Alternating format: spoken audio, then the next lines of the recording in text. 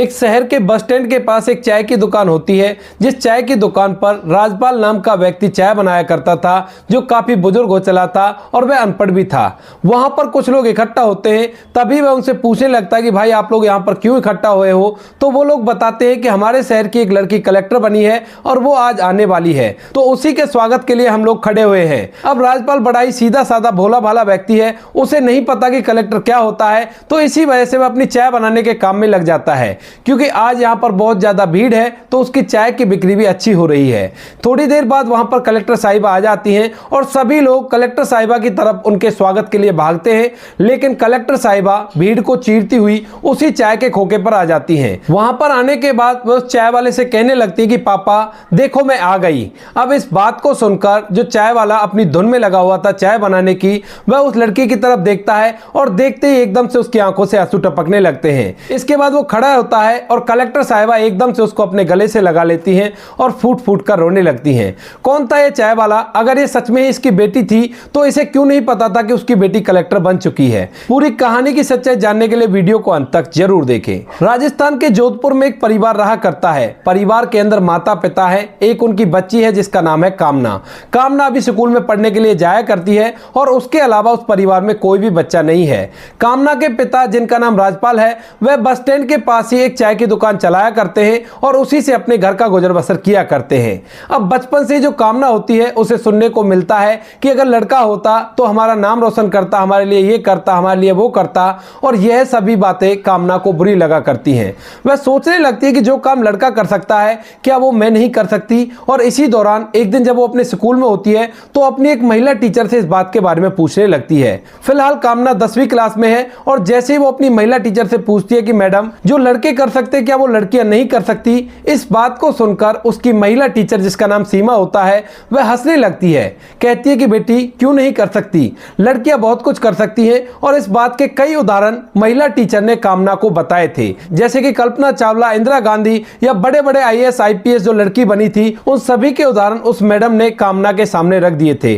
अब इन सभी को देखकर कामना कहने लगती है कि मैडम मुझे भी अपने माता पिता का नाम रोशन करना है, तो मुझे क्या करना होगा? तो इसके बाद मैडम कहने लगती है कि बेटी ये तो बड़ा ही आसान है, अगर तुम पढ़ाई लिखाई में जी तोड़ कर मेहनत करोगी तो जरूर से अपने माता पिता का नाम रोशन कर दोगी। उसके बाद कामना ठान लेती है कि उसे पढ़ लिख कर अपने माता पिता का नाम रोशन करना है और इसी वजह से वो पढ़ाई लिखाई में दिल लगाने लगती है। इधर जो उसके माता पिता हैं वो बिल्कुल अनपढ़ हैं, उन्हें कुछ भी नहीं पता दुनियादारी के बारे में, केवल उन्हें यह पता है कि बच्ची को थोड़ी बहुत पढ़ा देना चाहिए और उसके बाद उसकी शादी करनी है। यही बात सोचकर वो लोग बच्ची को पढ़ा रहे थे और जैसे ही बेटी की 12वीं क्लास कंप्लीट होती है तो उसके बाद वे उससे कहने लगते हैं कि बेटी अब तू घर बैठ जा, कुछ दिनों बाद तुम्हारी शादी करा देंगे और शादी कराने के बाद तू अपना घर बसाना। अब यह बात जैसी कामना सुनती है तो उसे इस बात का बड़ा ही बुरा लगता है, क्योंकि अब तक उसे पता चल गया था कि पढ़ाई लिखाई में वो ताकत है कि पढ़ लिख कर अगर वो बड़ा अफसर बन गई तो उसके बाद अपने पिता का नाम रोशन कर सकती है। तो वह अपने पिता से कहने लगती कि पिताजी ऐसा क्यों, आप मुझे आगे नहीं पढ़ाओगे?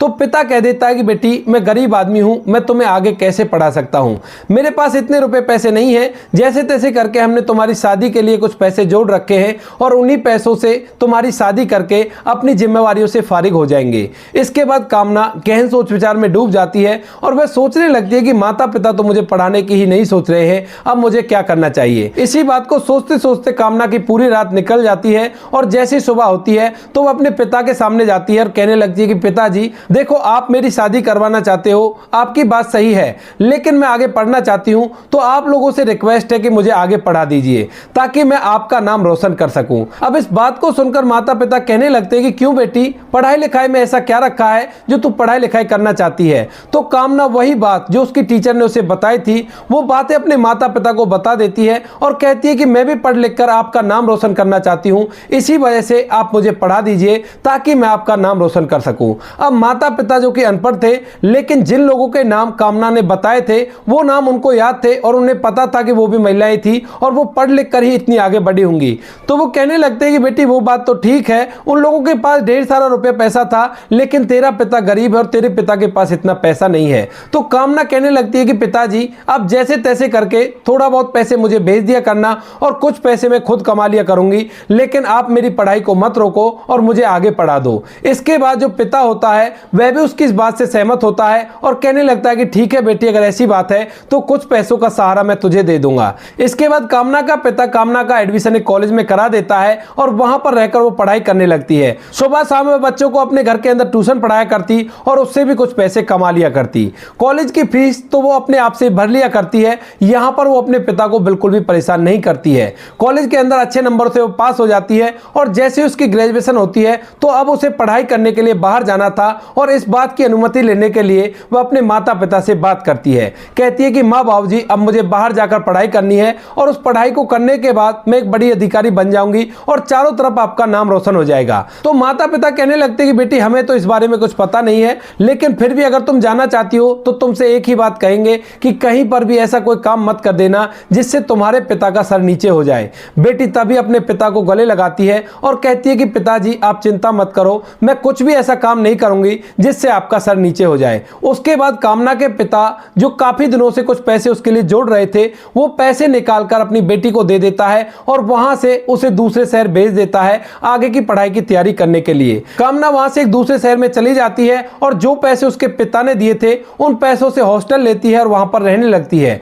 वहां पर रहकर वह पढ़ाई भी करती है और साथ में कुछ छोटा मोटा काम भी क्या करती है ताकि उसके पिता को ज्यादा पैसे उसके पास ना भेजने पड़े। बीच बीच में उसका पिता उसका हालचाल जान लिया करता है और धीरे धीरे समय बीतने लगता है। कामना को वहां पर मेहनत करते हुए लगभग 4 साल बीत जाते हैं और 4 साल बाद अचानक से कामना की जो मेहनत है वो रंग लाती है और वह एक कलेक्टर बन जाती है। अब जैसे वो कलेक्टर बनती है तो उसका मन तो करता है कि वह अपने पिता को सब कुछ बता दे, लेकिन वो अपने पिता को सरप्राइज देना चाहती है तो इसी वजह से वह कुछ भी नहीं बताती है। इसके बाद जो कामना होती है वहां से अपने शहर आने के लिए निकल जाती है और यह बात कि वो लड़की कलेक्टर बन चुकी है और अपने शहर आ रही है उसके शहर के कुछ लोगों को पता चल गई थी। तो लोगों के जरिए ये बात कुछ ज्यादा ही फैल जाती है और जहां पर कामना आने वाली थी वहां पर लोगों का जमावड़ा लग जाता है कामना का स्वागत करने के लिए। अब जैसे ही कामना अपनी बस से उतरती है तो चारों तरफ से भीड़ उसे घेर लेती है और घेरने के बाद उससे तरह तरह के सवाल करने लगती है, लेकिन कामना तभी के तभी उन लोगों को हटाती है और कहती है कि आप लोग रुको, मैं आपसे बाद में बात करूंगी, पहले मुझे अपने पिता से मिलना है। ऐसा कहकर कामना भीड़ को चीरते हुए वहां से सीधा उस चाय की दुकान पर जाती है जिस चाय की दुकान को उसके पिता चलाया करते थे। इसके बाद वो देखती है कि उसके पिता चाय बनाने की धुन में लगे हुए हैं क्योंकि आज यहां पर बहुत ज्यादा भीड़ है तो उनकी अच्छी खासी बिक्री हो रही है। कामना चाय की दुकान पर पहुंच जाती है और पहुंचने के बाद एकदम से कहती है कि पापा देखो मैं आ गई और मैंने आपका नाम रोशन कर दिया। अब जैसे कामना का पिता अपनी बेटी की तरफ देखता है तो उसे देखते ही एकदम से उसकी आंखों से आंसू निकलने लगते हैं। वह खड़ा होता है और जैसे वो खड़ा होता है तो कलेक्टर साहिबा एकदम से अपने पिता को गले लगा लेती हैं और उसकी आंखों से आंसू टपकने लगते हैं क्योंकि पिछले 4 साल से बाप बेटी ने एक दूसरे को नहीं देखा है, केवल फोन पर थोड़ी बहुत बात हुआ करती थी, ज्यादा बात वो नहीं किया करते थे। इसके बाद जो चाय बनाने वाला होता है वो उससे कहने लगता है कि बेटी क्या तू कामयाब हो गई? तो वो कहती है कि हाँ पिताजी मैं कलेक्टर बन चुकी हूँ। अब पिता जैसे कलेक्टर का नाम सुनता है तो उसे याद आता है कि ये जितने भी सारे लोग इकट्ठा हुए हैं ये कलेक्टर साहिबा के चक्कर में ही इकट्ठे हुए हैं। तो वो कहने लगती है कि क्या तू वही बन गई है जिसके लिए ये लोग यहाँ पर जमा है? तो वो कहती है कि हाँ पिताजी मैं वही बन गई हूँ और अब चारों तरफ आपका नाम रोशन हो जाएगा। इसके बाद जो लोग वहां पर इकट्ठा थे वह कलेक्टर साहिबा का स्वागत करते हैं और उन्हें घर तक ले जाया जाता है। अब जैसे ही कलेक्टर साहिबा अपने घर तक जाती है इतनी सारी भीड़ के साथ तो रास्ते में जिन व्यक्तियों को उसकी कहानी पता चलती है तो लोग वाहवाही करने लगते हैं कि बेटी हो तो ऐसी हो, बेटियां बेटों से कम नहीं हुआ करती। इसके बाद जो कलेक्टर साहिबा होती हैं अपनी ट्रेनिंग को कंप्लीट करती हैं और ट्रेनिंग कंप्लीट करने के बाद एक डिस्ट्रिक्ट के अंदर अपना चार्ज संभालती हैं। जैसे ही उसकी पोस्टिंग हो जाती है तो उसके बाद उसके पिता उसकी शादी की चिंता करने लगते हैं तो बेटी अपने माता पिता से कह देती है कि ठीक है माँ बाबू जी, आपको जैसा लड़का मेरे लिए अच्छा लगे वैसा लड़का चुन दीजिए, लेकिन मेरी एक शर्त के बारे में जरूर बता दीजिएगा। तो माता पिता कहने लगते हैं कि बेटी कौन सी शर्त? तो वो कहती है कि जो लड़का भी आप मेरे लिए चुनो उस लड़के से कह देना कि मैं अपने माता पिता को अपने साथ रखूंगी, अगर उसे कोई आपत्ति हो तो बेशक से शादी से मना कर दे। इसके बाद पिता कहने लगता है कि बेटी इस बात के लिए तुम्हें परेशान होने की जरूरत नहीं है, हम अपना समय आराम से व्यतीत कर लेंगे। लेकिन तभी जो बेटी कामना होती है वह कह देती है कि नहीं माँ बाबू जी, आप लोग मेरी जिम्मेवारी हो और आप लोगों ने मुझे बेटे की तरफ पढ़ाया है तो मेरा भी फर्ज बनता है है कि बेटा होकर आपकी बुढ़ापे तक सेवा करूं, और इसी वजह से जो भी लड़का आप मेरे लिए पसंद करो उस लड़के से पहले ये बात कर लेना कि आप लोगों को मैं अपने पास ही रखूंगी। माता पिता इस बात को सुनकर एकदम फिर से भावुक हो जाते हैं और अपनी बेटी को गले से लगा लेते हैं। इसके बाद माता पिता उसके लिए एक लड़का ढूंढते हैं और उस लड़के से उसकी शादी करा देते हैं। लड़का भी सरकारी नौकरी में था और उसे इस बात से कोई भी आपत्ति नहीं थी कि लड़की अपने माता पिता को अपने साथ रखना चाहती है शादी के बाद, और वह उनका खर्चा खुद उठाएगी। कामना के पिता चाय की दुकान नहीं चलाया करते हैं। कामना उन्हें अपने साथ वहीं पर रखा करती जहां पर उसकी ड्यूटी हुआ करती है और उनकी दिन रात देखभाल किया करती है। अच्छी तरह से वो लोग अपना समय व्यतीत करते हैं और कोई भी कैसी भी दिक्कत उन लोगों को नहीं होती है। तो दोस्तों ये थी आज की कहानी। आप लोगों को कहानी जैसी भी लगी कमेंट सेक्शन में बता देना। वीडियो अगर अच्छी लगी तो वीडियो को लाइक और चैनल को सब्सक्राइब जरूर करें ताकि हमें थोड़ा सा हौसला मिल सके आप लोगों के लिए ऐसे अच्छे वीडियो बनाने के लिए। इन कहानियों को सुनाने का उद्देश्य किसी को परेशान करना बिल्कुल भी नहीं है। यह कहानी आपको इसलिए सुनाई जाती है ताकि आप लोग इन कहानियों में से कुछ ना कुछ सीख सको और अपने जीवन में उस चीज को अप्लाई कर सको। अब बारी आती है कुछ ऐसे कमेंट की जिनसे हमें बहुत ही ज्यादा मोटिवेशन मिलता है। सबसे पहला कमेंट है हिमांशु योगी का, जिन्होंने लिखा है कहानी बहुत अच्छी है। तो हिमांशु योगी जी आपका तहे दिल से धन्यवाद हमारी इस वीडियो को अपना प्यार देने के लिए। और दूसरा कमेंट है श्यामलाल गुप्ता जी का। श्यामलाल गुप्ता जी लिखते हैं very good story and speaking. Thank you Shyamlal Gupta ji, आपका तहे दिल से धन्यवाद अपना कीमती वक्त निकालकर हमारी इस वीडियो को अपना प्यार देने के लिए। तीसरा कमेंट है लखनलाल सोनी, इन्होंने लिखा है भरपूर मनोरंजक कहानी बहुत अच्छी लगी, थैंक्स। तो लखनलाल सोनी जी आपका भी तहे दिल से धन्यवाद जो आपने अपना कीमती वक्त निकाला और हमारी इस वीडियो को अपना प्यार दिया।